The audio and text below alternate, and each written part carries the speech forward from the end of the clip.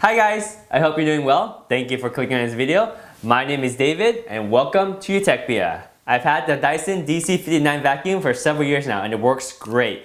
It sucks a whole lot and that's a good thing. You want a vacuum cleaner to suck. Unfortunately, the motor head stopped spinning. What I mean by that is if you attach the motor head, you can turn it on and it'll still suck. You can feel it sucking, but it's not turning the motor head. We're gonna fix it so this motor head will spin again. Not spinning yet. The first thing I tried was removing the hair in here, just in case if the hair was strong enough to stop the motor from spinning. To do that, I just went ahead and got a coin and turned the little notch here, pull this thing out, remove the hairs from here, and put it back in here. Turn this thing back in, lock it in place. Cleaning out the hair didn't fix the problem either.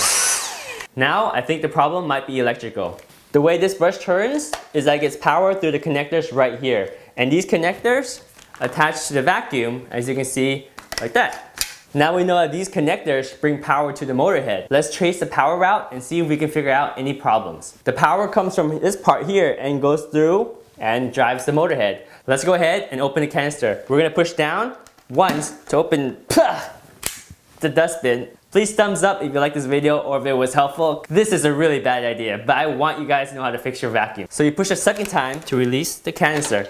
And a slight twist is all you need to kind of loosen it up. Now that the canister is removed, we can see now that the connectors here are connected through wires that go around the canister and has this connection point right here.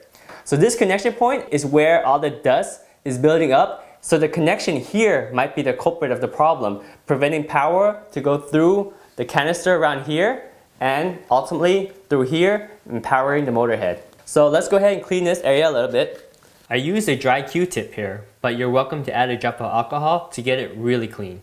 Let's see the receiving end. On the handle side, we can see right here, there are connectors that would line up with the canister, and definitely there's some dust that's blocking the path. I think a Q-tip is gonna fix the problem. I used a dry Q-tip to remove the dust. Then I added a drop of alcohol to the Q-tip to clean the contacts a little bit more.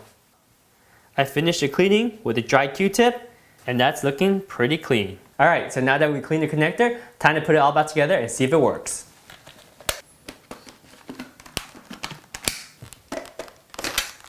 And the moment of truth, will it spin? It works! Yeah! Woohoo! Alright guys, if you like this video, if this video helped you out, please remember to give it a thumbs up. I hope that if you're having the same problem, that it fixed your vacuum too. Oh yes, and also, if you haven't subscribed to UTECHPIA, please consider subscribing. Your support is always appreciated. Alright guys, I'll see you guys next time.